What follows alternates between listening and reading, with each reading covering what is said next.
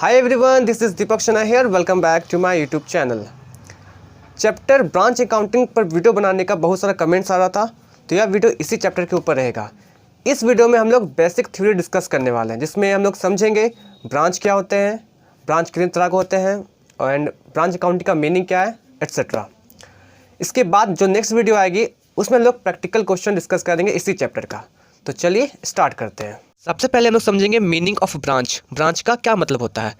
As business of a firm grows in size in order to increase the sales or services and its profits, a business concern opens up its offices in different localities, cities or towns और in different countries. Such offices are called branches.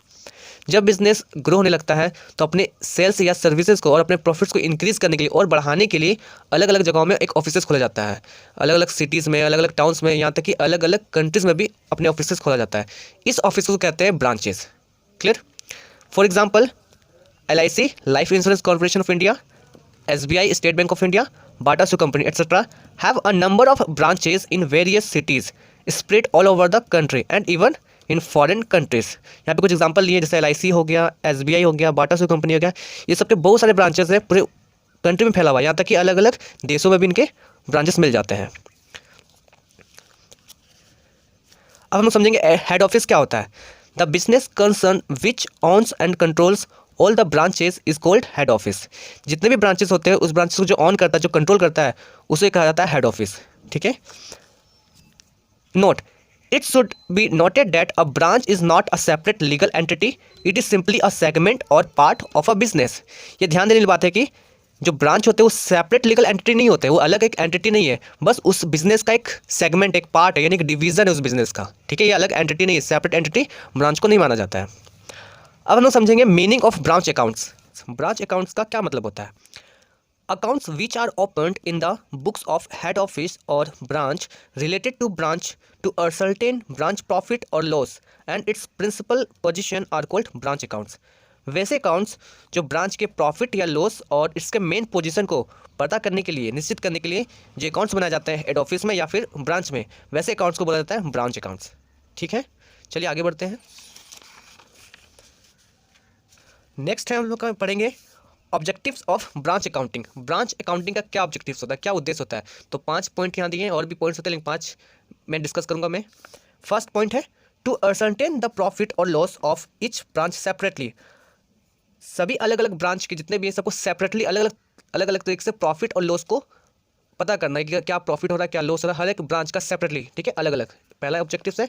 Second है to ascertain the financial position of each branch at the end of the accounting period. Accounting period के end होने पे सभी branch के क्या financial position है वो पता करना। फिर थर्ड पॉइंट है to help in controlling branch activities. Branch की जितने भी एक्टिविटीज़ है उसको कंट्रोल करना, ताकि उसमें मदद मिले, कैसे करना है कैसे नहीं करना है, ये ब्रांच अकाउंटिंग से ही पता चलेगा। नेक्स्ट पॉइंट है to evaluate the progress and performance of each branch. हर एक ब्रांच का कैसा परफॉर्मेंस हो रहा है, ग्रो हो रहा है या नहीं, इसको एवेल्यूएट करना। नेक्स्ट पॉइंट है to give concrete suggestions for the improvement in the working of the various branches. हर एक अलग अलग ब्रांचेस में और भी अच्छे से कैसे काम किया जा सकता है, इसके लिए सजेशंस देना। ये कब होगा, जब ब्रांच अकाउंटिंग करेंगे, उसी बेसिस पे ये सब इन्फॉर्मेशन दिया जा सकता है। ठीक है। अब हम लोग समझेंगे types of branches depending upon their location. Location के बेसिस पे ब्रांच कितने तरह के होते हैं। तो ब्रांच 2 तरह का होंगे, इनलैंड ब्रांच और फॉरेन ब्रांच। इनलैंड ब्रांच वैसे ब्रांच को कहा जाता है जो किसी कंट्री के अंदर में रहते हैं। क्लियर। और फॉरेन ब्रांच वैसे ब्रांच को कहा जाता है जो किसी कंट्री के बाहर में रहते हैं। ठीक है। नेक्स्ट हम लोग समझेंगे टाइप्स ऑफ इनलैंड ब्रांच। अब इनलैंड ब्रांच के कितने टाइप्स होते हैं। तो इनलैंड ब्रांच के 2 टाइप्स होंगे। फर्स्ट में है इनलैंड ब्रांच के 2 टाइप्स होंगे। फर्स्ट में इंडिपेंडेंट ब्रांचेस, सेकंड है इंडिपेंडेंट ब्रांचेस। अब समझते हैं इंडिपेंडेंट ब्रांचेस क्या होते हैं। चलिए यहाँ देखते हैं meaning of independent branches. Dependent branches are those branches which do not maintain a separate set of books of accounts of their own. Dependent branches वैसे ब्रांचेस होते हैं जो खुद से अलग बुक्स ऑफ अकाउंट खुद से मेंटेन नहीं करेंगे, यानी जो भी बुक्स अकाउंट बनते हैं वो खुद से नहीं बनाएंगे। डिपेंडेंट ब्रांच खुद से नहीं बनाते हैं। Clear. All the transaction connected with the branch are recorded only in the books of the head office।